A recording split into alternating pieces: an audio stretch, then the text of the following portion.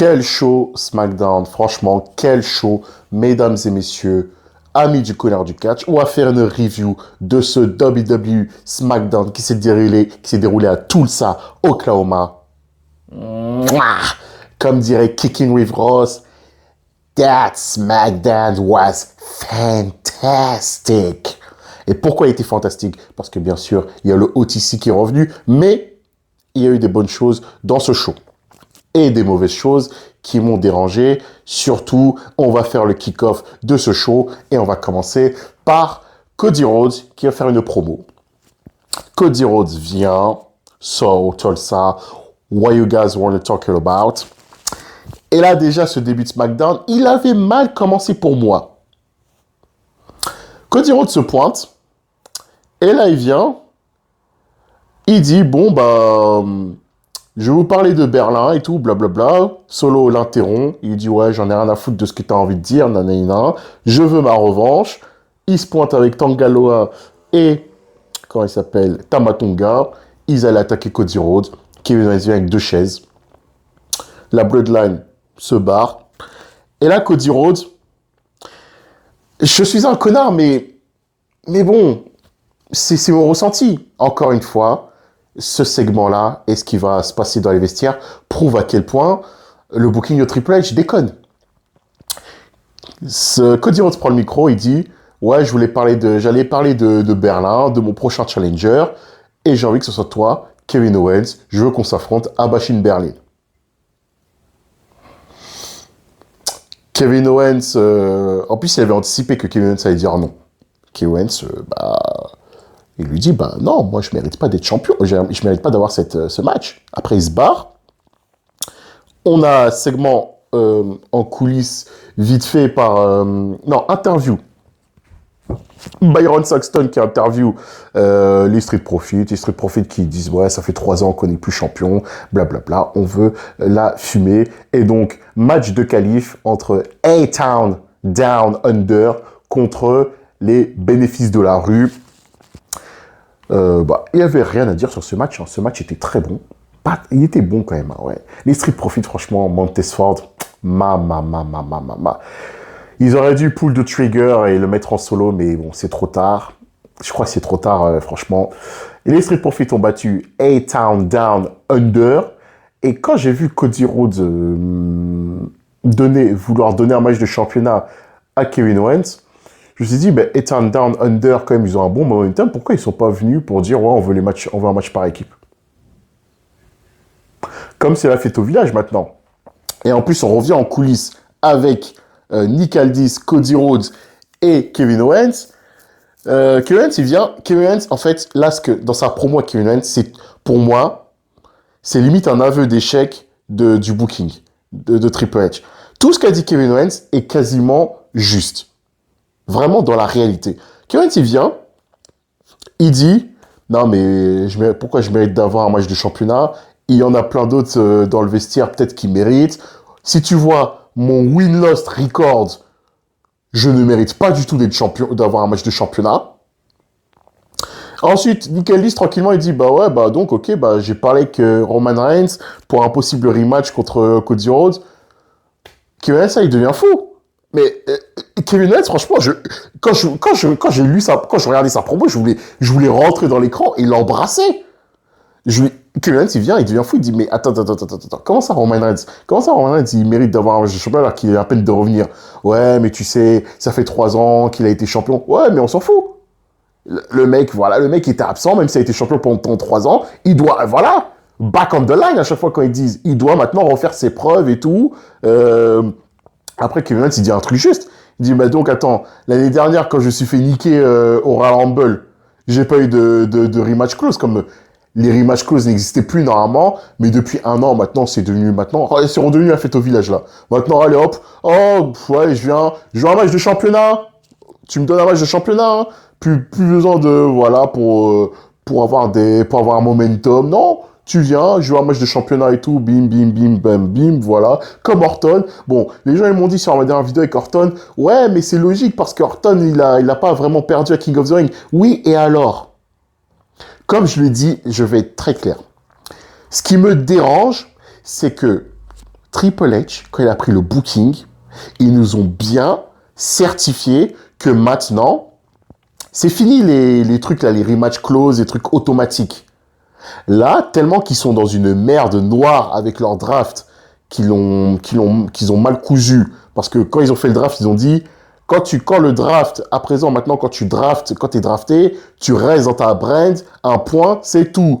Après, dans les commentaires, on dit, oui, mais Luke Gallows, là, ils sont partis à NXT. Là. Oui, mais alors, déjà, on l'a dénoncé déjà au bout d'une semaine que le draft, il avait déjà déconné quand ils avaient envoyé des mecs à NXT. Quoique, peut-être NXT, ça peut être une entorse, mais quand même, c'est déconnant.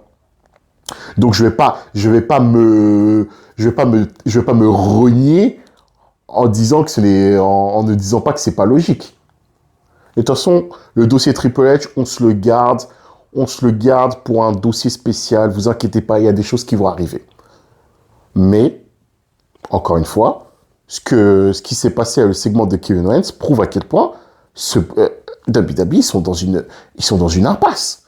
En termes de main eventer, en termes de concurrence. Et c'est ça qui fait déconner le règne de Cody Rhodes. Là, les gens, ils vont se moquer de Cody Rhodes. Encore une fois, je sens sur un réseau, regardez Cody Rhodes, regardez, il est tellement lisse, il a pas de concurrence réelle, son règne est fade et tout. Mais regardez à quel point le booking commence à déconner là. Et en plus, Nick Aldis a vraiment officialisé Kevin Owens contre Cody Rhodes. Et là, dans ma tête, je me disais, mais comment... là, c'est Babyface contre Babyface. C'est sûr qu'il y aura encore une revanche entre Cody Rhodes et Kevin Owens.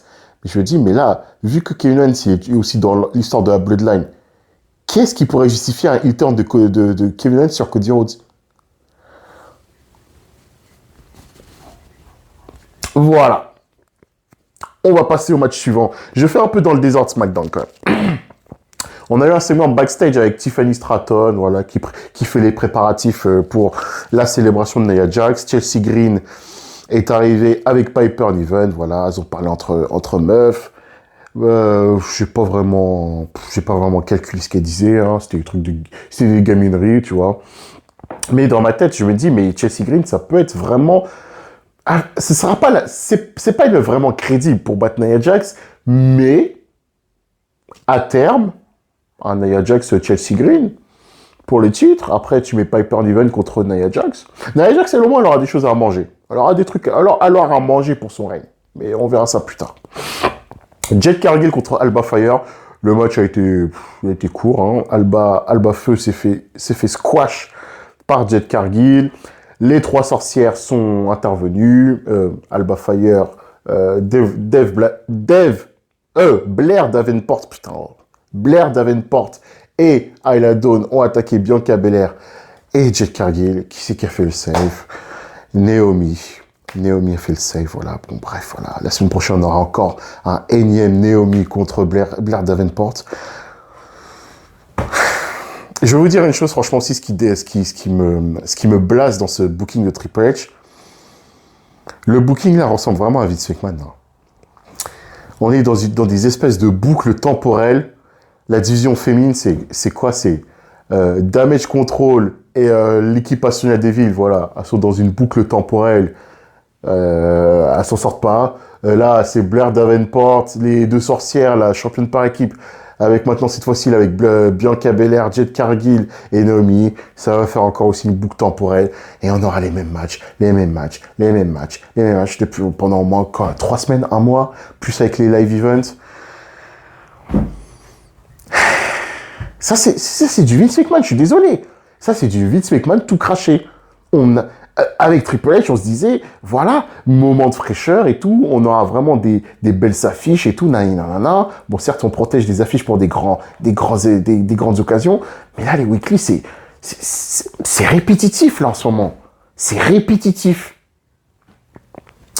LA Knight qui fait une promo pour se faire mousser. Il est nouveau champion US. Yeah! Santos Escobar est venu. Santos, lui, il a fait une bête de promo quand même. Une belle promo. Même si, bon, j'avais dit dans le dernier podcast que ce qui va me poser problème aussi avec LA Knight, c'est que LA Knight, il avait déjà nettoyé la mid-card pour arriver à Logan Paul. Là, maintenant, il est champion US. Il va affronter les mêmes gars pour le titre US alors qu'il les a déjà lavés. Ça me pose un problème. Mais c'est pas grave. Je suis un connard, c'est vrai. Mais dites-moi en commentaire ce que vous en pensez. C'est pas grave. C'est pas grave. Chacun a droit à son avis. De toute façon, tous les avis sont ouverts et moi, je les lis avec une grande attention et une très grande passion. Et donc, Santos qui lui fait une bête de promo quand même. Santos qui s'est bien fait mousser par la foule. Hein. Il a bien cherché la foule et la foule lui a bien rendu en le huant, mais bien comme il faut. Le moment drôle, c'est quand il dit que, voilà, il va battre Andrade, il va battre LA Knight, et ensuite tout le monde a crié Escobar, c'est. Et donc, LA Knight, ensuite, lui dit, bah, j'ai rien entendu à ta promo, parce que, voilà, les gens crient You suck, blablabla. Black Mask. Andrade, pardon. C'est qui a la référence. Andrade arrive, match correct entre Andrade et Escobar, Santos. La foule était vraiment investie, encore une fois. Et encore une fois, boucle temporelle. On a un énième Carmelo Hayes Andrade, parce que Carmelo Hayes est intervenu. Il a coûté le match à Andrade et victoire de Santos Escobar qui va affronter LA Knight. Possiblement, je pense que ça va être à Bash in Berlin. Ensuite, on a eu nos amis DIY. DIY qui s'étaient fait balayer par la New Bloodline. Eux, bizarrement, ils sont anciens champions par équipe, mais ils doivent passer par des matchs de qualif. Bizarrement, eux, normalement aussi, former champ, ils ont une rematch clause. Ils viennent, ils disent, voilà, rematch clause. Mais bon, bizarre. Bref, parce que maintenant, c'est devenu la fête au village. DIY contre Pretty Deadly, match correct.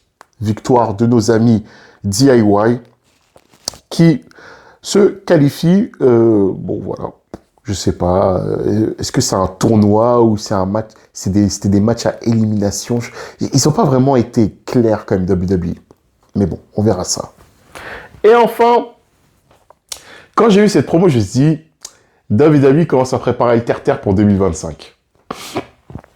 Promo de Giovanni Vinci. Classe à l'italienne, Vini Vici, belle promo, beau gosse. Lui, ça va être un bon pour affronter LA Knight. Mais quand j'ai vu cette promo, je me suis dit, ah, ils sont forts quand même. Parce que là, vous avez vu, il y a beaucoup de rumeurs et beaucoup de catcheurs, dont Cody Rhodes, qui militent pour un PLE en 2025 en Italie. Et voilà, on commence déjà à préparer le terrain, je pense, avec Giovanni Vinci, là. Voilà, promo package. Je pense qu'ils vont... Comme avec Backlash France, ils vont annoncer avant la fin de l'année qu'il y aura un PLE en Italie. Hein. Je pense à Milan de préférence. Donc voilà, Vini Vici, bon ambassadeur que pour les prochains mois, vous le verrez assez souvent parce qu'il prépare le terrain WWE. Et enfin, on est passé au main event. Le main event, le segment que tout le monde attendait. Solo Sikoa qui arrive. Il vient, il prend le micro et dit « Roman Reigns, c'est moi le chef tribal à présent. Et si tu as un problème avec ça, viens le chercher. » Et là, le OTC qui arrive. Tout. Le OG, le seigneur. Roman Reigns qui arrive. Ce qui m'a quand même fait exploser de rire, c'est le mec qui vient, on lui met des pétards derrière lui.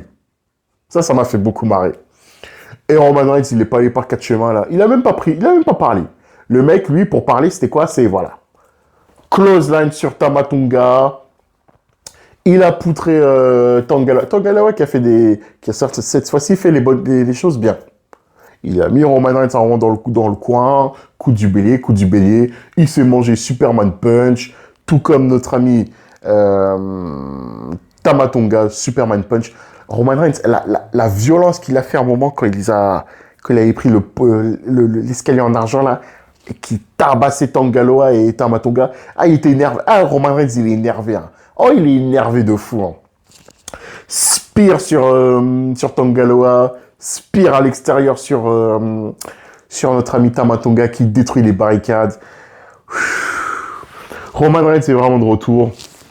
Et Bad Blood is coming. Bad Blood is coming. Oui, moi je pense et je le martèle. Ce sera un Bad Blood entre Solo Sikoa et notre ami Roman Reigns. Je ne pense pas qu'on aura ça à Berlin. Si on a ça à Berlin, comme j'y serai sur place, je vais pas cracher dessus. Mais si tu mets Roman Reigns à Berlin, ça va éclipser Gunther. Et Gunther, ça va être la star de Berlin. Comme par exemple pour les Américains, Gunther est allemand juste parce qu'il parle allemand. Alors que non, il est autrichien. Mais il a fait sa carrière en Allemagne. Voilà ce que j'avais à dire de cette review de SmackDown. Dites-moi en commentaire ce que vous avez pensé de ce très bon SmackDown, malgré les déconnades du booking. Là, c'est vraiment flagrant. Et voilà, on va attendre tranquillement la semaine prochaine. Et puis voilà, c'était autrement le connard du catch. Merci d'avoir suivi cette vidéo. Et abonnez-vous, likez, commentez. On approche les 300 abonnés. Donc voilà. Le mouvement commence petit à petit à avancer. Et on prépare quand même pas mal de choses. Donc restez connectés.